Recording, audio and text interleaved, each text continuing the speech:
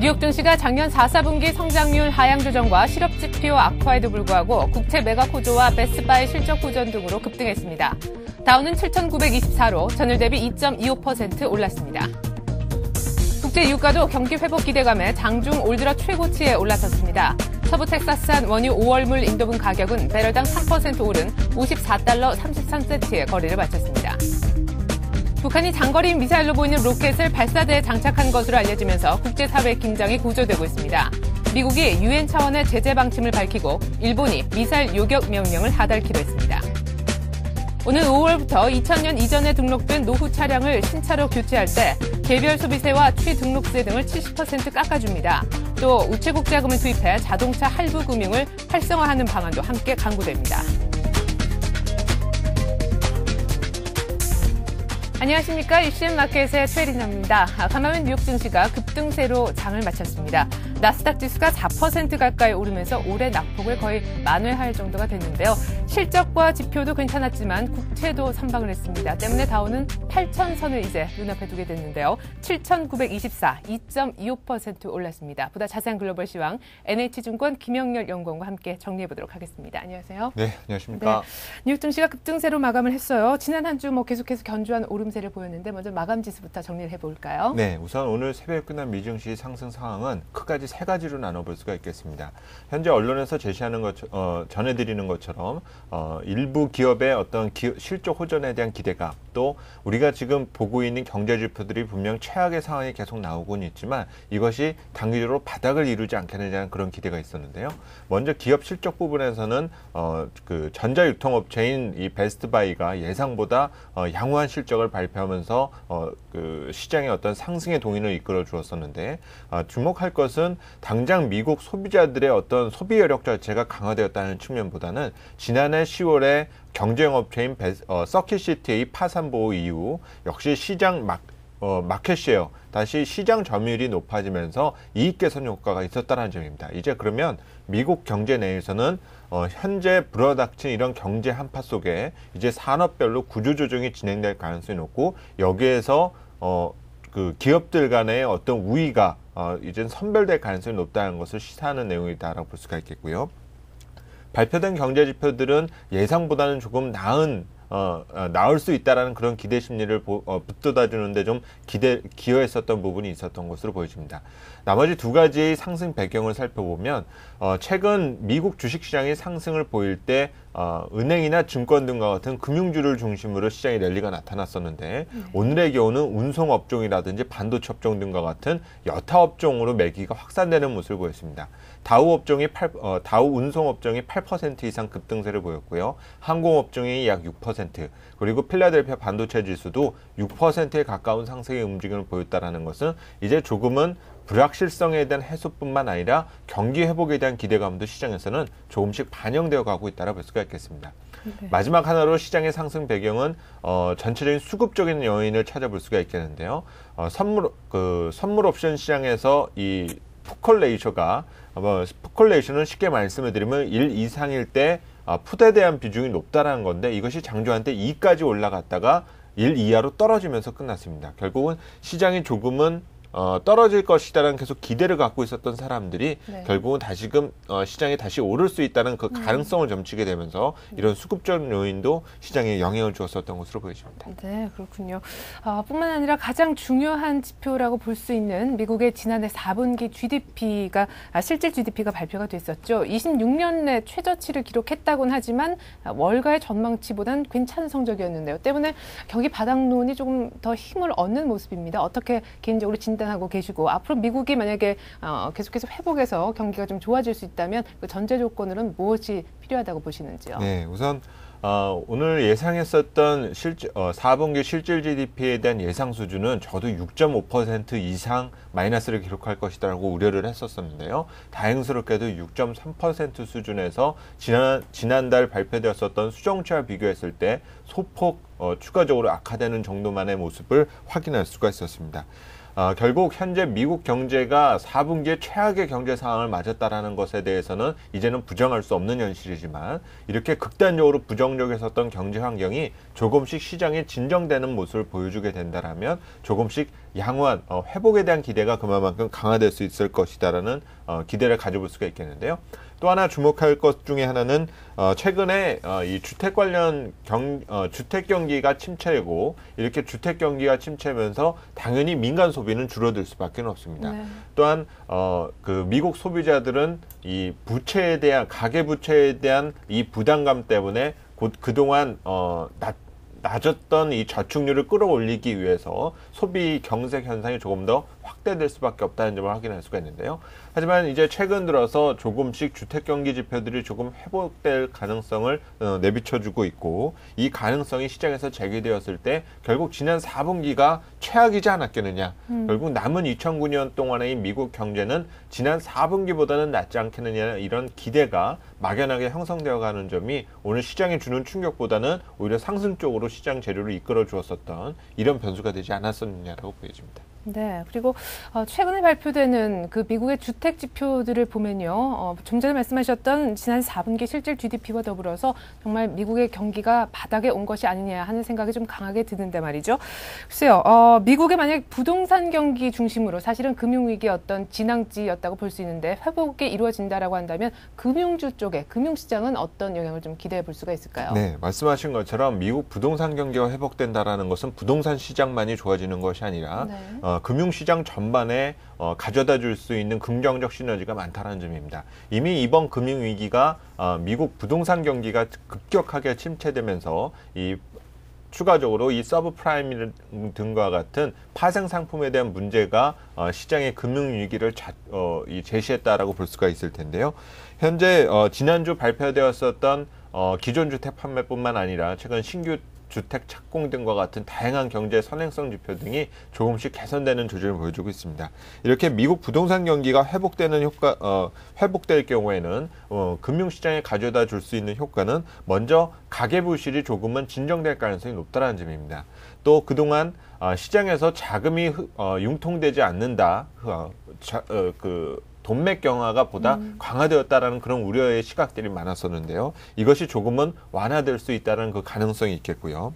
또 하나는 미국 이 부동산 시장이 침체될 거에 가장 우려했었던 것이 이 부실 자산에 대한 대상물. 결국 이 미국 금융기관들이 보유하고 있는 보유 자산이 그만큼 더 부실화되면서 결국은 금융주들이 더욱더 큰 부담을 지울 수밖에 없고 파산에 대한 위험을 겪을 수밖에 없습니다. 하지만 이렇게 자산 가치가 회복할 경우에는 금융기관들이 보유하고 있는 부실 자산이 회복된다는 뜻이니까 당장 금융주들에 대한 어떤 센티먼트 측면에서는 도움이 될 수 있다고 볼 수가 있겠고요. 네. 또 부동산 가격이 오르면 항상 경제 원론적으로 부의 효과, 내가 당장 소득이 늘어나는 것은 아니지만 내가 가지고 있는 집값이 오르게 되면서 느끼게 되는 부의 효과는 결국 소비 심리로 연결이 될 수가 있다는 점입니다. 그래서 과거의 일본 부동산 경기 침체 시의 상황을 살펴보면 당시에 금융주들이 회복하는 모습과를 확인해 볼 수가 있을 텐데요. 준비된 자료 화면으로 보시면 지난 90년대 초 일본의 6대 지역 내에서의 집가가 급격하게 하락하다가 지난 93년과 96년 사이에는 이 하락의 속도가 조금 멈추는 모습을 보여주었습니다. 그것이 지금 회색선으로 나타나져 있는 표인데요. 이렇게 주택 가격이 조금씩 하락 속도가 더뎌지게 되는 모습을 보여주게 되니까 미국 은행주들의 주가가 움직이는 모습을 보여줬습니다. 이는 최근의 시장 상황과도 다소 좀 유사하다고 볼 수가 있겠고요. 현재 미국의 상황도 살펴보시면 최근에 미국 주택 가격이 급락하는 상황을 보여줬었고 이와 유사한 사례는 지난 1980년대 후반 저축 대부조합 사태 때에 유일하게 그 사례를 찾아볼 수가 있는데 그 좌측에 나타나 있는 그 내용을 살펴보시면 90년대 초에도 주택 가격의 등락률이 멈추게 되면서 하락률이 멈추게 되면서 은행주들의 주가가 회복하는 상황을 확인할 수가 있다는 점입니다. 따라서 최근 발표하게 되는 미국 부동산 시장이 회복된다라는 내용은 투자자들에게 지금 당장 미국 부동산을 사야 된다고 말씀을 드린다는 측면보다는 금융시장에 좀 긍정적인 효과를 계속 가져다 줄 수 있다라는 그 가능성에 대한 부분에서 당분간 발표될 미국 부동산 지표에 대해서는 좀 주목을 보실 필요가 있겠습니다. 네, 어떤 부동산 관련 지표들이 조금씩 좋아지면서 금융시장에도 아주 따뜻한 좀 온기가 전해지고 있는데요. 하지만 좀 찬물을 끼얹는 발언들도 몇 가지 있어서 소개를 좀 드리고자 합니다. 루비니 뉴욕대 교수죠. 미국의 은행이 추가로 국유화될 수 있다는 발언을 간밤에 내놨었고요. 또 애틀랜타 연준 총재 역시 미국의 2월 지표로 인해서 경기 회복을 속단하는 것은 금물이다라는 발언을 했습니다. 자, 그리고 오늘 한 주를 마감하는 금요일인데요. 다음 주에 예정된 일정이나 혹은 시장에 좀 살펴볼 만한 주요 변수 있으면 함께 소개를 해주시죠. 네, 먼저 경제지표 일정에서는 이제 3월을 반영하게 될 경제지표들에 대해서 주목할 필요가 있겠는데요. 우선 다음 주 4월 첫째 주에 시장 일정을 살펴보면 먼저 3월 소비자 신뢰지수가 3월 31일에 발표가 됩니다. 여기서 주목할 것은 소비자 신뢰지수의 구성 항목 중에는 주식 금융지표가 들어가게 되어 있습니다. 네. 결국 최근 3월 한 달 동안은 미국 주식시장이 급등세를 보여줬기 때문에 다음 주 발표될 이 소비자 신뢰지수의 일부는 상당 부분 개선될 가능성이 높기 때문에 경제지표 부분에서도 상당히 호의적인 시장 여력가 나올 수 있다는 점을 주목하실 필요가 있겠고요. 또한 IS 제조업 지수도 조금은 회복될 여지를 남겨주고 있다는 점이 다소 좀 희망적인 그 시장 재료가 남아있다고 볼 수가 있습니다. 다소 좀 우려가 되는 것은 다음 주말쯤에 발표되는 3월 미국 고용지표가 여전히 악화되는 그런 시장 신호를 나타내주고 있다는 점에서 눈여겨보실 필요가 있을 것 같은데요. 현재 미국 내에서의 신규 고용 동향을 살펴보면 상당히 많은 숫자의 일자리 수가 감소된 가운데 아직까지는 회복되는 그 가능성을 쉽게 점치지 못한 상태에 놓여져 있습니다. 아무리 경기가 완벽하게 회복될 것이라는 기대가 나타나 주어야만 본격적으로 후에 고용이 창출되는 그런 후행적인 지표의 성격을 띠고 있기 때문에 아직까지 고용지표 부분에 있어서는 아주 빠른 기대를 갖기에는 좀 이르다라 볼 수가 있겠고, 오히려 이 후행지표인 고용 부분까지 개선이 된다라면은 예상했었던 것보다는 미국 경제 침체의 그 기간이 조금 짧을 수 있다는 그런 기대를 가져볼 수 있는 그런 잠재지표가 되지 않겠냐라고 보여집니다. 네, 선행지표들은 조금씩 나아지는 모습을 보여주고 있는데 후행지표까지는 아직 조금 더 시간이 필요할 것 같습니다. 자, 그렇다면 끝으로 오늘 말씀하신 내용을 바탕으로 해서 오늘의 투자 전략을 좀 세워주신다면요. 네, 우선 시장이 여전히 어떤 상승의 진행적인 모습을 보여주고 있고 네. 단기 급등에 대한 부담감을 이어서 나오고 있는 다양한 경제지표 및 기업들의 실적 부분으로 모멘텀 반전을 가져가고 있습니다. 여전히 조금 더 이어질 수 있다는 점에 대해서 주목하실 필요가 있겠고요. 다음 주에는 조금 돌발적인 변수 등에 대해서도 주목해둘 필요가 있습니다. 현재 계속 국내에서 동북아 지역에서 계속 불거지고 있는 북한의 미사일 발사 문제 등이 과연 다음 주에 어떤 식의 향방을 잡게 될지가 중요한 변수가 될 것 같고요. 또 하나는 제너럴 모터스와 크라이슬러의 정부의 추가 지원 부분이 다음 주가 마감 시한이기 때문에 이와 과연 미국 자동차 3사의 미래가 어떻게 결정되는지 이 부분에 대해서도 주목할 필요가 있을 것 같습니다. 다만 전체적인 시장의 분위기는 여전히 모멘텀 반전이 진행형의 모습을 갖게 되는 가운데 조금 더 상승에 대한 여지가 남아있다는 점을 고려하면 다소 좀 대형주에 대한 부담은 시장에서 느낄 수밖에 없습니다. 지수가 급등했기 때문이라고 볼 수가 있겠죠. 하지만 좀 우량 중형주급에 대한 종목으로서는 여전히 관심을 넣어둘 필요가 있고, 이를 압축하는 전략으로서 오늘 한 주를 마무리 짓는 금요일에 대형 전략을 잡으시는 것이 바람직할 것으로 보여집니다. 네, 잘 들었습니다. 이렇게 해서 글로벌 시황 NH증권 김영렬 연구원과 함께 정리했습니다. 고맙습니다. 네, 감사합니다.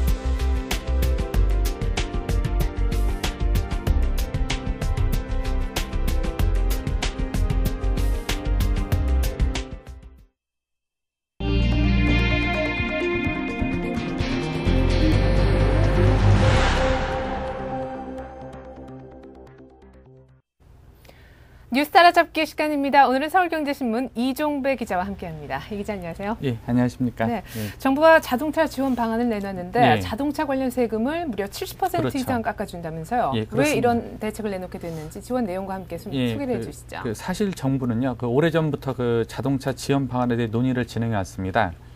현재 전 세계 정부가 보조금 확대, 세금 감면 등을 통해서 자동차 산업 지원에 나서고 있는데요. 사실 정부의 공식 발표가 언제인지 시점만 문제였지 그 대세로 굳혀졌거든요. 네. 이면에는 자동차 산업만큼 경제 전반에 미치는 파급 효과가 큰 업종이 없다는 게 작용하고 있는데요. 사실 자동차 산업은 제조업의 꽃으로 불리고 있습니다. 자동차에 들어가는 부품만 2만 개가 넘고요. 자동차에 관련된 카센터라든지 이런 서비스까지 고려하면 상당히 효과가 크거든요. 예. 그러니까 전 세계 정부가 자동차 지원에 나서고 있는데요. 일단 정부의 지원 방안 주요 내용을 보면요. 연식 기준으로 10년 이상 된 노후 차량을 신차로 교환할 때 혜택이 주어지거든요. 예. 그래서 세부적으로는 자동차를 구입할 때 저희가 개별 소비세하고 취세 등록세를 내는데 한 70%씩 감면해 주고요. 최대 감면폭은 이제 국세가 150만 원, 지방세 100만 원에서 한 250만 원입니다. 기간은 이제 5월 1일부터 올 연말까지 한시적으로 운영될 예정인데요. 이에도 정부는 자동차 할부금융 활성화도 추진할 계획입니다.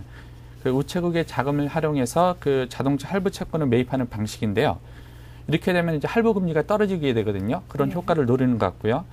또 아울러 일정 규모의 펀드를 조성해서 중소기업 부품 소재 기업들 있지 않습니까? 네. 그거를 인수합병 대형화를 추진하는 계획인데요.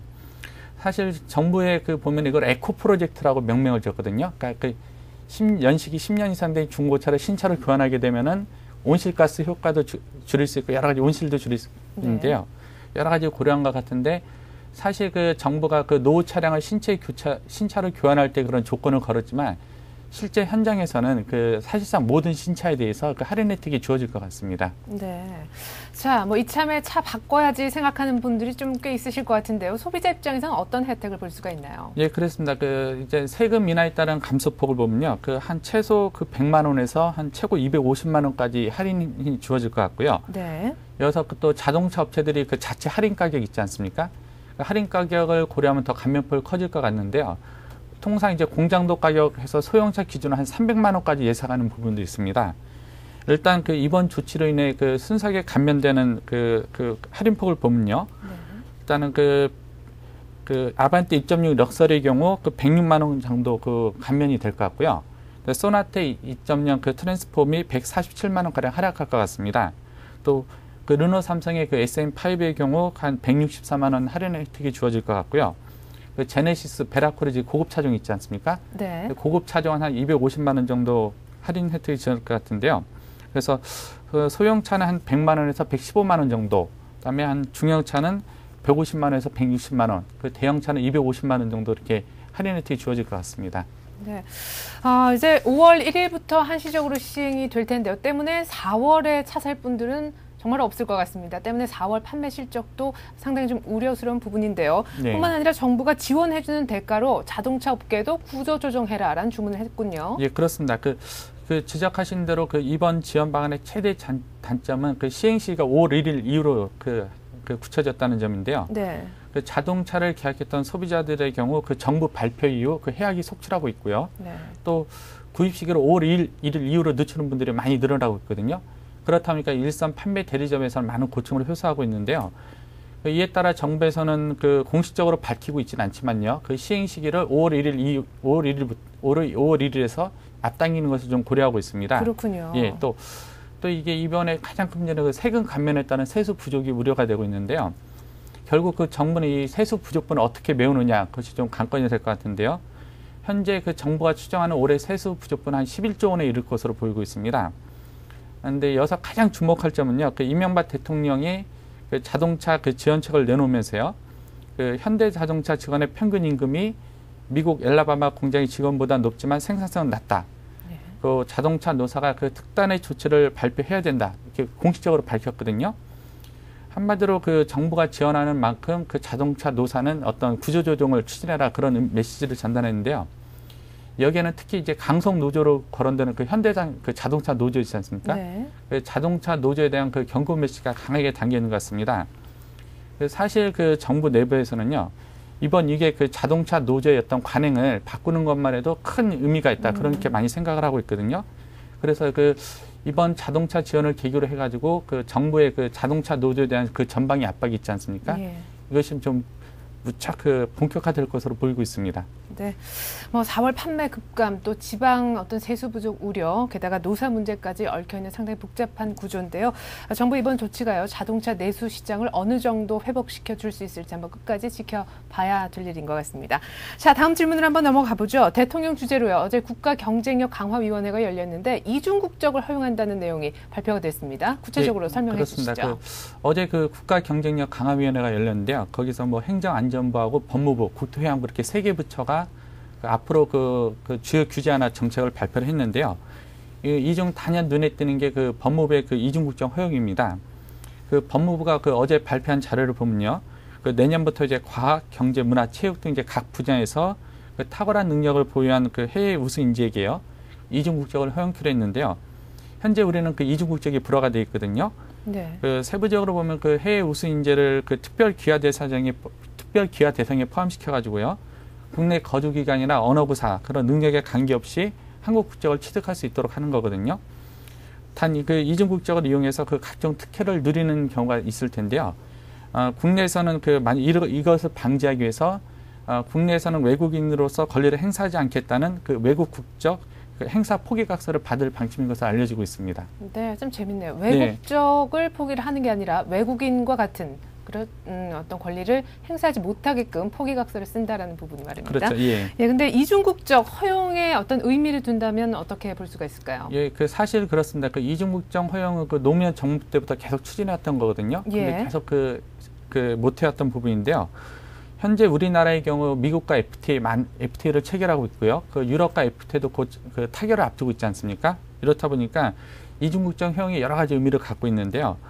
만약에 이중국적인 FTA가 그 확산이 되고 이중국적인 허용이 된다면요, 네. 우리 기업체 입장에서는 교포들을 더 많이 채용할 수 있게 되거든요. 우수 인력들. 그렇죠. 그렇다 보니까 아마 우리 그 취업 시장에 많은 변화가 일어날 것 같습니다. 현재 취업 같은 경우는 이제 그 한국 국적을 소지한 사람을 이렇게 많이 한정을 하고 있는데, 이중국적이 허용이 되고 FTA가 확산되고 이중국적이 허용이 된다 그러면은 많은 기업들이 이제 그 교포들을 채용을 하고 그런 게 많이 변화가 일 것 같고요. 사실 그래서 그 이중국적 허용은 어떤 우리나라 그 취업 시장에 적지 않은 판도 변화를 몰고 올 것 같습니다. 네, 그렇다면 남성의 경우에 말이죠. 병역 부분은 어떻게 정리가 되나요? 병역 부분은 좀 남아있는 문제인데요. 그것도 네. 아마 그 추가적인 조치가 있을 것 같습니다. 그 이중국적 허용에 따라서 그것도 병역이 걸리지 않습니까? 네네. 그 부분에 대해서는 정부도 많은 고민을 하고 있고요. 그 부분에 네. 대해서는 어떤 새로운 안이 나올 것 같습니다. 예, 아직 해결이 안 됐군요. 네, 알겠습니다. 자, 이중국적 부문 외에도요, 국가경쟁력강화위원회에서 건설 부문 얘기가 나왔다고 합니다. 어떤 내용인가요? 예, 그렇습니다. 그 건설 부분의 경우 그 소비자 직접 관련된 것은 없고요. 주로 업계에 관한 내용입니다. 그 세부 내용을 보면요, 그 건설업종별 영업 범위 제한이 폐지가 되거든요. 그 현재는 그 일반 건설업체, 그 전문 건설업체 이렇게 나눠져 있고요. 하는 역할도 구분되고 있습니다. 이 기준을 폐지하겠다는 건데요. 만약에 그 진입 장벽이 폐지가 되면은 그 일반 그 중대형 건설, 그러니까 일반 대형 건설업체가 네. 전문 건설업체가 할 수 있는 역할도 할 수 있게 되거든요. 또 이제 현재 그 대형 건축물의 경우는 그 건설업체가 직접 설계를 할 수 없도록 되어 있거든요. 이면은 이제 설계업체를 양성한다는 의미가 있는데요. 그 정부는 그 대형 건축물에 대해서도 건설업체가 직접 설계할 수 있도록 한다는 계획이거든요. 그러니까 한마디로 요약해 보면은 그 중대형 건설업체가 앞으로는 그 대형 건축물 설계도 직접 할 수 있고요. 또 소규모 공사도 가능해진다는 걸 의미하거든요. 이렇다 보니까 그 전문 건설업체, 그 소규모 건설업체를 중심으로 해가지고 이의를 제기하는 목소리도 높아지고 있습니다. 네. 자, 그리고 원달러 환율 얘기를 좀 해보죠. 최근 들어 무섭게 하락을 하고 있는데요. 기술적 지지선이라 불리는 1380원 선도 깨졌지 않습니까? 이제 뭐 1300 밑으로 내려갈 수 있다, 이런 분석까지 나오고 있는데요. 네, 그렇습니다. 그 어제 26일이었죠. 그 원달러 환율이 그 4일 연속 급락하면서 그 연초 수준인 그 1330원대도 되돌아갔는데요. 그 어제 외환시장에서 그 원달러 환율은 그 30에 50전 급락한 그 1330원 50전으로 마감했습니다. 그 이는 그 2달 반 만에 그 최저치 기록이기도 한데요. 그 원달러 환율이 하락하면서 그 원화 환율도 계속 하락하고 있거든요. 네. 미 중앙은행의 국채 매입에 따른 어떤 미 정부의 달러 약세 용인 이런 것들이 작용하면서요. 환율 하락세가 예사롭지 않게 진행되고 있습니다. 네, 환율이 너무 빨리 하락하는 것도 분명 어떤 안 좋은 부분도 있을 텐데, 그래서 시장에서는 어떻게 보고 있는지요? 예, 지적하신 대로 그 급격한 환율 추락은 또 다른 문제인데요. 현재 그 대내 변수를 고려해 볼 때 그 환율 추가락은 불가피해 보이고요. 시장에서는 그 1,200원대까지 그 30원 정도 남았지 않습니까? 네. 그거 고려해 볼 때 그 1,300원 하향 돌파도 기정사실하는 분위기거든요. 그래서 만약 그 환율이 그 1,300원을 깨고 나간다 그러면은 지난 말 수준인 1,250원을 근접까지 하락할 전망도 나오고 있고요. 네. 이렇다 보니까 그 심리적 지지노선 그 1,220원이 1,250원이 마지막 심리적 지지선이 될 것 같습니다. 네, 잘 들었습니다. 이렇게 해서 오늘 뉴스 따라잡기 시간 서울경제신문 이종배 기자와 함께했습니다. 말씀 잘 들었습니다. 네, 감사합니다.